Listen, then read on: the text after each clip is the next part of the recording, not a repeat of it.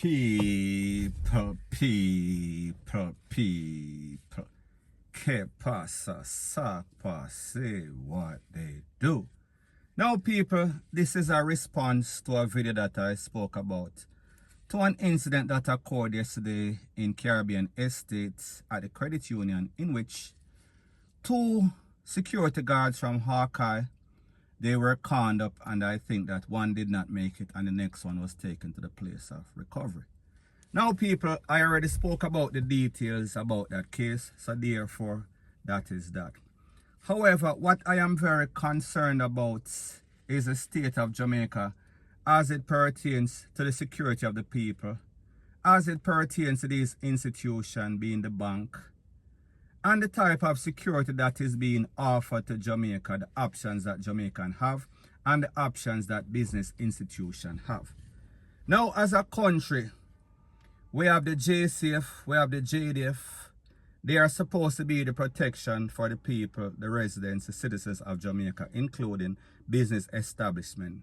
We are talking about commercials, and also we are talking about residential area. Now, we saw in that incident yesterday, there was some sort of robbery response and Hawkeye showed up.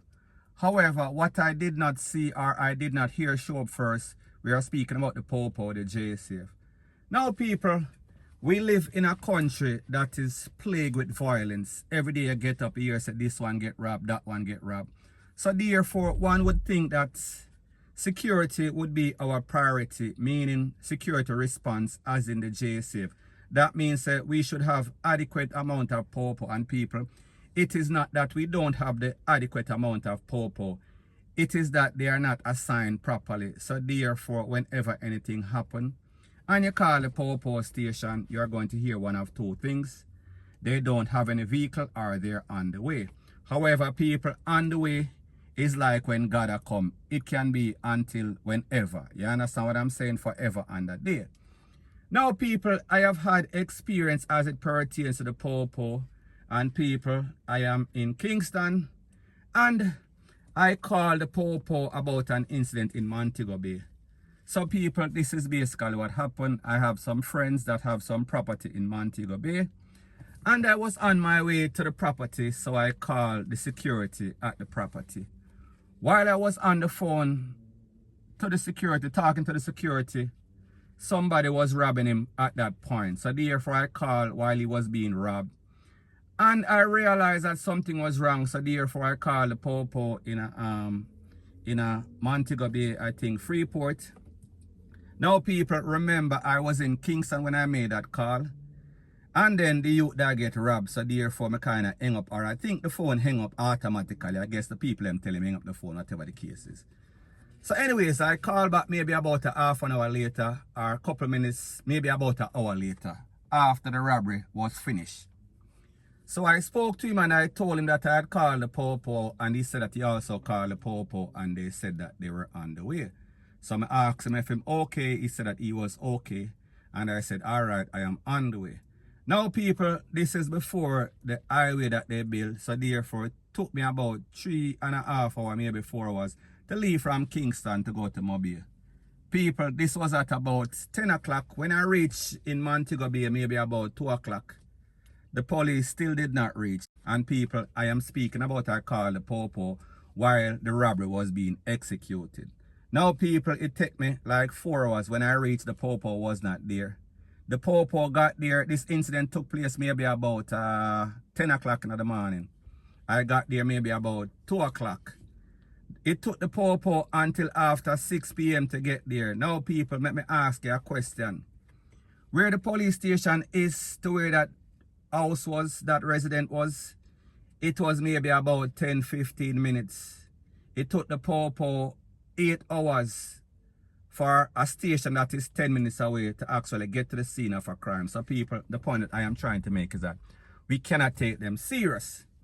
Now, as it pertains to the incident yesterday, as it pertains to the archive people, we say the security respond. However, I don't know if the security got the adequate information that this was actually a robbery. because it seems as if they were ill prepared. It seems as if they were shocked and awed. It seems as if they were caught off guard. And people, after the people them get caught up, after the shootout, that is when the Popo showed up. Which in that case, they showed up kind of early versus what they usually show up after any sorts of robbery, after any sorts of criminal incident. So the point I am trying to make is that wouldn't there be some sort of coordinated effort between the Popo and the security and people? This is how bad Jamaica is. Jamaica is so bad that these institutions, they don't even call the Popo when anything happen. They call their security, whether it be Brinks, Archive, or one of those other security companies. So people, the point that I am trying to make is that the security force or the JCF is so unreliable that people have to basically source external security. And remember, they are living in Jamaica. So the question that I have to ask is that why does it take the Popo so long in most instances? And isn't there some sort of coordinated effort, especially when it is an emergency? And people, what is even worse is the fact that Jamaica has recorded in excess of 1,200, 1,400, 1,600 slap away in a 12-month span. We are speaking about maybe for over a decade, maybe 2 decades. And still they don't have adequate ambulance. We are talking about emergency vehicle. So people, when we look at the video yesterday and we saw exactly what happened, we see that they were lifting up these security guards like some hog and goat, and they were flinging them in at the back of some sort of jeep. And people, we see that there was no sort of paramedics. So therefore, if you have some sort of injury, which the security guards were injured very bad, there is nobody to stop the bleeding. There is nobody to render any sorts of CPR, whatever the case is, because obviously we see that these Popo, they are not trained for any sorts of emergency situation, or even if they are trained, it is obvious that they forget everything.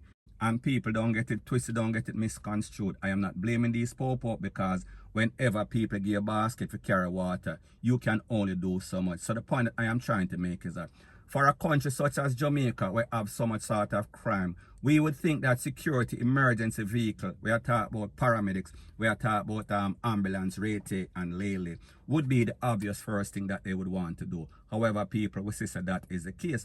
And what makes it even more disturbing is the fact that Jamaica waste, Jamaica squander, Jamaica thief. We are speaking about these politicians.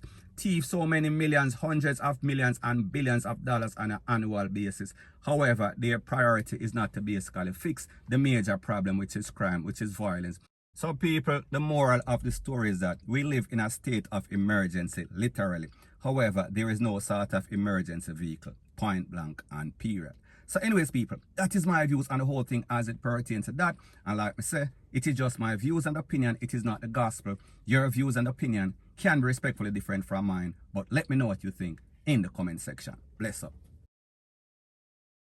Now, before I move to the next part of my video, please subscribe to my next channel. It is called Jamaica Dancehall Source, and I'll be pinning the link to that channel in the description of this video. And also, please subscribe to this channel.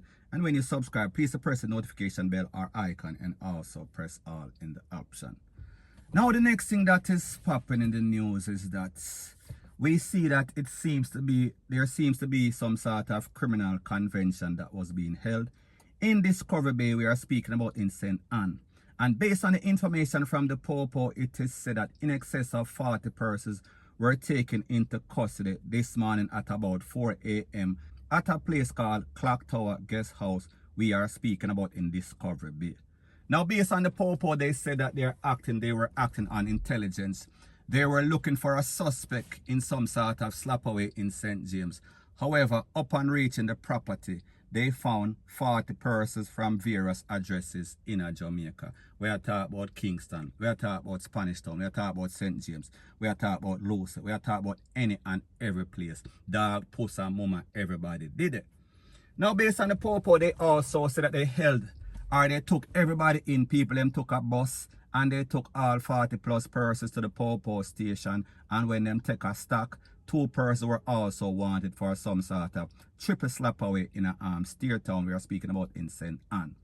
Now, people, when we think about the fact that they were looking for a suspect from St. James, and then them hold 2 other persons of interest in some sort of triple. So, people, we are talking about slap away on top of slap away, people. Now, based on the information from the SSP of St. Anne, I am speaking about a person who is called SSP Dwight Powell. He said that he is warning operators of these guest houses, these commercial places, to be very vigilant whenever them rent any sort of riffraff in them place. Because the truth and the facts that, people, can you imagine, we are speaking about in excess of 40 criminal-minded persons and people. I don't know if it was 40 men or a combination of men and women. However, people, just imagine 40 riffraff in a one building. Can you imagine the amount of disorder that is going to be there? We are speaking about all sorts of loud noise, all sorts of weed, retail, lele. And people, I am not saying that anything is wrong with weed. However, I just talk about 40 riffraff in a one place. So, people, the moral of the story is this. We cannot get the popo, we cannot get the security to have any sorts of coordinated effort. However, we see that the criminals all over Jamaica, Montego Bay, Kingston, Old Harbour, Rete, Lele, they are networking, they are having all sorts of convention to coordinate their effort in the thief race. So, people, this only shows you that the criminals, they are coordinated in their effort. So therefore, why can't we as legal, law-abiding, tax-paying citizens of Jamaica also unite? Point blank and period. So anyways, people, that is my views on the whole thing as it pertains to that. And like I said, it is just my views and opinion. It is not the gospel. Your views and opinion can be respectfully different from mine. But let me know what you think in the comment section. Bless up.